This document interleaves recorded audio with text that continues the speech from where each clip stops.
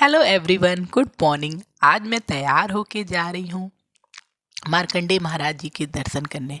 तो जाने से पहले पति देव अपने धन्नों में तेल भरवा लिए हैं, क्योंकि हमें हाईवे का रास्ता पकड़ना है और गाड़ी काफ़ी स्पीड में जाएगी। तो इसलिए हम लोग डिसाइड तो ये था कि कार से जाएंगे, लेकिन राजा बेटा की थोड़ी दिक्कत है, कार में उनको वॉमिटिंग होती है। तो हम लोगों ने सोचा कि चलो अपने धनों से ही चलते हैं।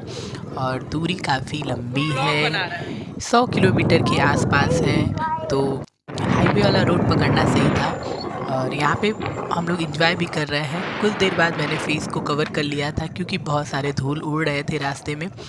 तो मैंने सोचा कि फेस कवर करना सही रहेगा। बीच में हमें मिला है टोल प्लाजा। भाई जो कार से थे उनको रुकना था, लेकिन हम तो कार से थे नहीं, हम तो थे अपने धनों से। तो हमें रुकने की ज़रूरत नहीं थी। स्पीड में पतिदेव गाड़ी भगा रहे थे, और पतिदेव गाड़ी बहुत अच्छी चलाते हैं। लेकिन रास्ते में हमें रुकना था, क्योंकि राजा बेटा को लेने था कुछ खाने पीने वाली चीज़ें। यहाँ से उनके लिए कुछ खाने पीने वाली चीज़ें लेके फिर हम अपनी दूरी को कम करने के लिए बैठ गए हैं धन्नों पे। और अब जाके मेरी हालत हो रही है ख़राब, क्योंकि 2 से ढाई घंटे लगने वाले हैं हमें पहुंचने में, और अभी आधे घंटे ही हुए हैं और मेरी हालत ख़राब हो गई है। हम पहुंच गए थे यहाँ पे, और ये मार्कंडेय जी महाराज के दर्शन करने के लिए हम एंट्री कर लिए। मैं तो यहाँ पहली बार गई हूँ, पतिदेव एक दो बार गए थे। तो यहाँ पे सबसे पहले मैं आ गई थी प्रसाद लेने के लिए। और मंदिर देख के ऐसा लग रहा था कि जैसे विंध्याचल आ गई हूँ मैं, या फिर कोई बहुत बड़े धाम पे आ गई हूँ। और ये भी धाम बहुत ज़्यादा बड़ा है।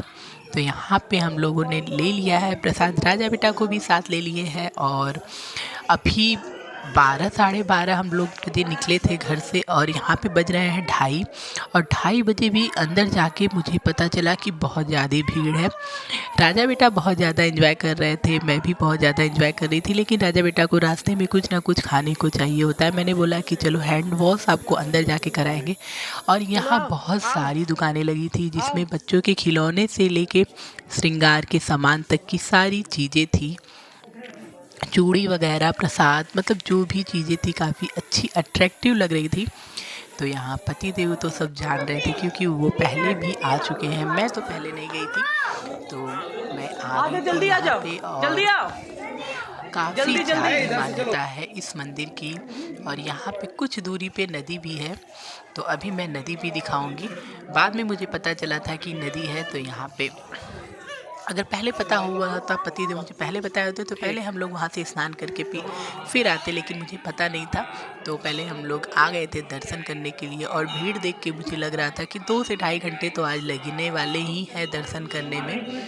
और जो भी चीज़ें यहाँ पे दिख रही थी वो बिल्कुल हूबहू मुझे अयोध्या के हनुमान मंदिर की तरह लग रही थी। और यहाँ पे अभी जो है राजा बेटा तिलक लगवा रहे हैं, उन्हें पसंद है तिलक लगवाना, तो यहाँ पे वो लगवा रहे हैं। और बस मुझे डर इसलिए लगता है कि वो जो तिलक है वो पूरे कपड़े में ना पोत दे, लेकिन इस बार उन्होंने ऐसा बिल्कुल नहीं किया है। यहाँ पतिदेव भी तिलक लगवा रहे हैं, क्योंकि मंदिर आए हैं तिलक लगवाना। और ये अच्छा भी होता है, चंदन का तिलक लग जाता है, दिमाग ठंडा रहता है। और फिर मेरी बारी आ गई थी तिलक लगवाने की। हम लोग लाइन में लगे ही थे, यहाँ पंडित जी बैठे थे, तो ये हुआ कि चलो लगे हाथ तिलक भी लगवा लेते हैं, फिर लाइन में लगेंगे। क्योंकि लाइन अभी जो है बहुत लंबी है, और मुझे लग रहा है कि आगे भी बहुत लंबी होने वाली है। भीड़ काफ़ी ज़्यादा है, कोई अधिकारी भी आए थे, इसकी वजह से आज भीड़ भी ज़्यादा लग रही थी। तो अभी हम लोग सब लोग बैठ गए थे। फिर थोड़ी देर बाद लाइन में लगे, और लाइन देख के मुझे लग रहा था कि पक्का 2 से ढाई घंटे लगने वाले हैं। और यहाँ का जो व्यू था वो कुछ इस प्रकार था कि यहाँ पे 24 घंटे ये अग्नि जलती रहती है, जो कि यहाँ पे हवन होता है। और शादी भी हो रही थी, जिसका रिकॉर्डिंग मैं नहीं कर पाई थी, क्योंकि मैं राजा बेटा का हाथ पकड़ी थी। अभी मैं लाइन में लगी हूँ, तब तक मेरे पीछे इतनी लंबी लाइन लग गई थी कि मैं शॉक्ड हो गई यार, कि ये 2:30-3 बजे ये हाल है। मतलब सुबह में क्या हाल होता है यहाँ का। अगर हम लोग सुबह आए होते तो इतना टाइम तो लग ही जाता हम लोग को दर्शन करने में। लेकिन सुबह में राजा बेटा का जो है पीटीएम भी था, तो उसको भी अटेंड करना था हमें, तो इसलिए आ गए थे। और ये जो मंदिर है ये देख के मुझे इतना ज़्यादा अच्छा लग रहा था। जिनको पता चला था कि उनके पुत्र की आयु कम है, तो वो चिंता में रहने लगे और जिसकी वजह से उनके पुत्र ने ये तपस्या की थी और यहाँ पे शिवलिंग की स्थापना की थी।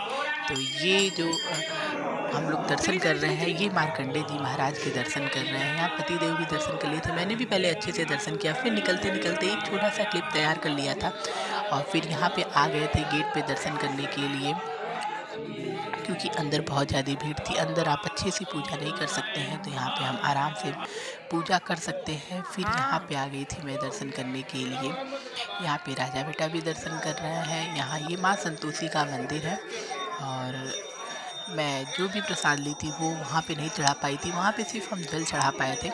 तो मैं यहाँ पे जो भी नारियल था, अगरबत्ती था, ये सब यहाँ पे चढ़ावा करेंगे ताकि ये एक प्रसाद के रूप में हम इसको घर लेके जा सके और सब में दे सके, सब लोग प्रसाद ग्रहण कर सके। तो यहाँ पे मैं सबसे पहले अगरबत्ती जला रही हूँ।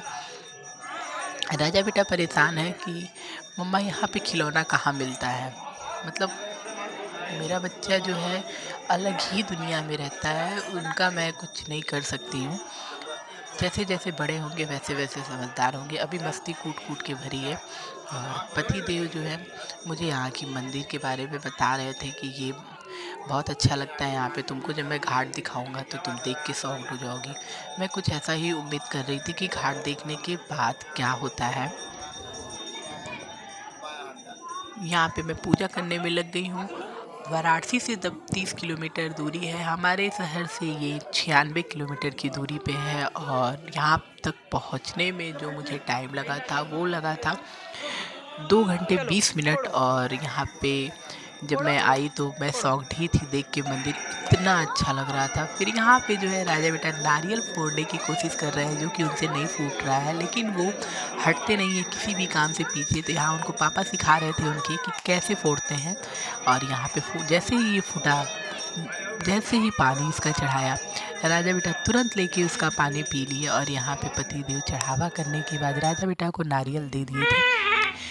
मार्कंडे जी महाराज का दर्शन करने के बाद मैं प्रसाद लेके नदी की तरफ बढ़ रही थी। मुझे कुछ आइडिया नहीं था कि किधर जाना है, लेकिन पतिदेव सब जान रहे थे तो वो मुझे बता रहे थे। और यहाँ राजा बेटा अभी फिर से रोना स्टार्ट कर दिए हैं कि खिलौना दिला दो। 2 खिलौना उन्होंने ले लिया था, लेकिन उनका जो है मतलब उनको लेना ही लेना है, लेकिन उसको कैरी नहीं करना है। बस ले लेते हैं, फिर मम्मा को दे देते हैं कि मम्मा आप पकड़ लीजिए। मैं उनका हाथ पकड़ूं कि अपना कैमरा पकड़ूं कि उनका खिलौना पकड़ूं, मतलब मैं क्या क्या करूं, कभी कभी लगता है। फिर यहाँ पे जो दुकानें थी काफ़ी अच्छे अच्छे कपड़े थे बच्चों के और चुनरी वगैरह। यहाँ पे ये डब्बे भी मिल रहे थे ताकि हम यहाँ से गंगा जल भर के लेके जा सकें। और जैसे ही मैं घाट के पास पहुँची, मतलब क्या फीलिंग थी मैं उसको बता नहीं सकती हूँ। इतना अच्छा लग रहा था मुझे घाट पे। मैंने तो पहले ही पति देव को बोल दिया कि नहीं, 2-2.5 घंटे से पहले मैं यहाँ से हिलने वाली नहीं हूँ।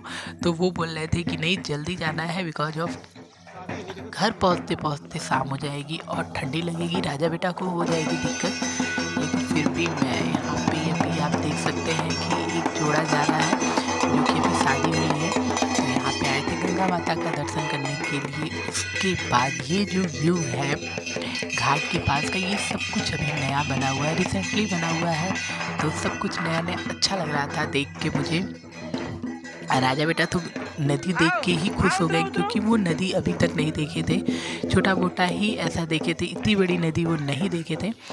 और इस नदी पे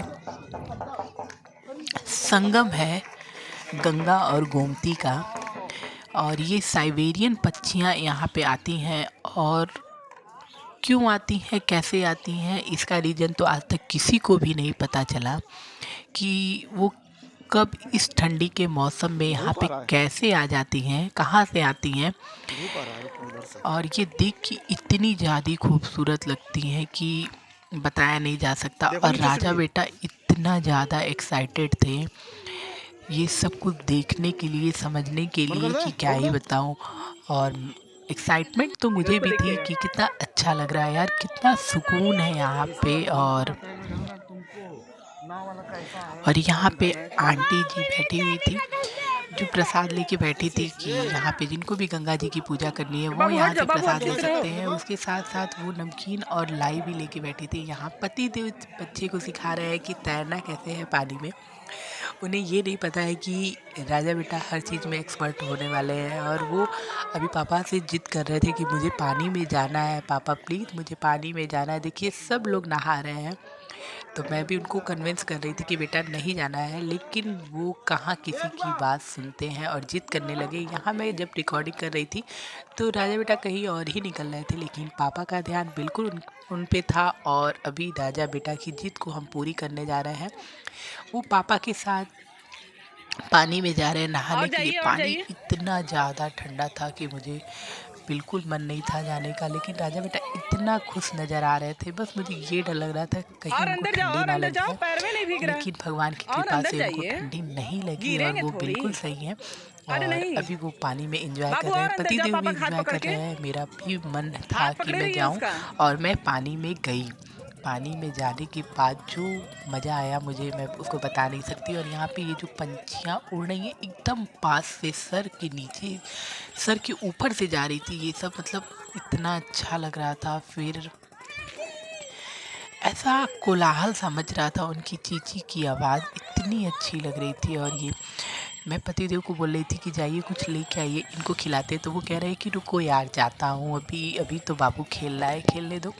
और यहाँ पे पतिदेव हाथ पैर धुल रहे हैं और राजा बेटा भी खुश है। वो पापा को बोल रहा है कि मुझे कुछ काट रहा है, तो मैं आ गई थी पानी में और उनको नहलाने लगी कि जब पानी में घुस ही गए हो तो अच्छे से नहा के ही निकलना, अब बिना नहाए तो तुमको जाने नहीं देंगे। फिर उसके बाद राजा बेटा को नहला के पानी में मैंने छोड़ दिया, वो मेरे पास ही खड़े थे। और अभी यहाँ पे ये सारी पंछियाँ उड़ रही हैं, राजा बेटा खेल रहे हैं पानी में। पतिदेव इनको पूरी तरीके से नज़र रखे हैं उनके पे ये कि देखिए, वो कहीं ये गिरे ना देखिए। पानी में। आप और इधर आइए, ये इधर जो आगे आइए। पंछियाँ उड़ रही हैं, यहाँ पे आप बोट भी आगे चल आइए। रहे थे, लेकिन हमें परमिशन नहीं था बोट पे बैठने का, बिकॉज ऑफ इधर पतिदेव देखिए। को पसंद नहीं है कि कोई भी ऐसा रिस्की काम किया जाए जिससे कोई बाद में दिक्कत हो जाए। हाँ तो हम लोगों आएंगे। ने नहीं बैठा, लेकिन हाँ मूड तो था, लेकिन नहीं बैठना था, बस देख रहे थे। बोट पे बैठा ऐसे के लिए रही, ये आएगी हमें संगम आएगी। दिखाने लेके जाने वाले थे, आगे जहाँ उधर पे मत आना। गंगा और गोमती का संगम हुआ नहीं है, नहीं जो नहीं, काफ़ी आएगी। दूर पे है। ऐसे तो लिए इसलिए रहिए, पतिदेव बोले कि नहीं बिल्कुल नहीं जाना है। आएगी। और यहाँ पे पतिदेव जो है ऊपर करिए हाथ, हाथ ऊपर हाथ में करिए। दाना लेके ए, हाथ इंतज़ार ऊपर कर रहे करिए। थे कि कोई हाँ, पक्षी आए और उनके आगे हाथ आ से रही खाए, आ रही लेकिन है। ये हो नहीं सका क्योंकि उधर भी दाना डाला जा रहा था, तो सारे नहीं पक्षी आ जो है जाएगी, ले उधर सकते। जा रहे थे। तो मैंने उनको बोला कि रुकिए मैं दूसरा खरीद के लेके आती हूँ, वो खिलाया जाएगा। तो अभी मैं जा ही रही थी कि मैं देख रही हूँ कि पंछियाँ इधर भी आ रहे हैं और अच्छा लग रहा था। फिर मैं फटाक से गई और एक दाना लेके आई। वहाँ पे एक बास्केट वो देते हैं, छोटी सी कटोरी, वो दिया उन्होंने। खिलाई खिलाई, और हाथ यहाँ ऊपर करके। पतिदेव उसको खिलाने की ऐसे लुका कोशिश के। कर रहे हैं, लेकिन उधर जो है आटे डाले जा रहे थे, मतलब आटा गूँथा हुआ। तो हाथ में लीजिए, पंछियाँ हाथ में उधर लेके जा रही खिलाइए। थी लेकिन इधर भी आ रही थी और मुझे बहुत अच्छा लग रहा था। मैं अभी कहने वाली ही थी कि मुझे भी दीजिए, मैं अपने वह हाथ पूरा में लेके फेंक दिए खिलाऊँगी, उठा और के। पतिदेव ने पूरा का पूरा एक साथ ही पानी में डाल दिया कि पानी में का नहीं ताकि खा रही सब है सब। आराम से खा सकें। ए मतलब तू इस आलू पानी मटर में डालेगी हम बात से। 2 से ढाई घंटे भी रहे तो मुझे नहीं लगेगा कि ये नुकसान करने वाला है, क्योंकि इतना अच्छा लग रहा था। और राजा बेटा जो है वो बालू से, रेत से खेल रहे थे, क्योंकि ये सब चीज़ें वो नहीं उनको मिलता है। तो मैंने कहा कि चलो ठीक है, आए हो एंजॉय करो, मैं बिल्कुल नहीं डांटूंगी, बस सेफ रहो। तो पतिदेव उनके पास ही खड़े थे और मैं इधर सारा व्यू कैप्चर कर रही थी। वही मैं कहीं लुका लुका पता के नहीं खिलाई, कब लुका फिर लुका से के जाने खिलाना को है। होगा वहाँ पे दर्शन करने को, ये नहीं पता हाँ था, इसलिए मैंने सारा व्यू अच्छे से कैप्चर किया है। और ये जो मैंने माथे पे तिलक लगाया है ये बिल्कुल वैसा ही है, क्योंकि मैंने फेस वॉश नहीं किया नदी में आके, मुझे ये तिलक बहुत पसंद है। पतिदेव और राजा बेटा ने लगवाया, फिर यहाँ पे आके वो दोनों हाथ पैर धो लिए, राजा बेटा तो पूरा नहा लिए हैं, तो सब निकल गया है। और मैं हाथ में वॉच लगाई थी, मैं वॉच निकाल के ही आई हूँ ताकि मेरी वॉच गिर ना जाए पानी में और कहीं ख़राब ना हो जाए। बाकी फिर समय हो गया था हमारा घर जाने का, तो हम जैसे ही निकले तो यहाँ पे सिंगिंग हो रही थी, कुछ लोग बैठ के सिंगिंग कर रहे थे गिटार के साथ में। तो पतिदेव बहुत आराम से उनको सुन रहे थे, राजा बेटा भी सुन रहे थे। और फिर बाद में पतिदेव कह रहे हैं कि यार गिटार लेके चलो। यहाँ पे जो सिंगिंग हो रही है वो काफ़ी अच्छा लग रहा है, रिकॉर्डिंग अच्छी होगी, यहाँ पे व्यू अच्छा आएगा। फिर उसके बाद अब पानी से निकले हैं तो यहाँ पे चाय पीना तो ज़रूरी था। तो आज मैंने राजा बेटा को भी चाय बिस्किट दिया है ताकि वो चाय गरम गरम पी लें, जिसकी वजह से उनको ठंडी ना लगे। और चाय बिस्किट मैं भी यहाँ पे इंजॉय करने लगी हूँ। पैर तो पूरा भीग गया था मेरा, लेकिन क्या कर सकते हैं। यहाँ मैंने राजा बेटा का भी सॉक्स वगैरह निकाल दिया है। अब पैदल यहाँ से जाएंगे नंगे पैर। फिर मिलते हैं न्यू व्लॉग में।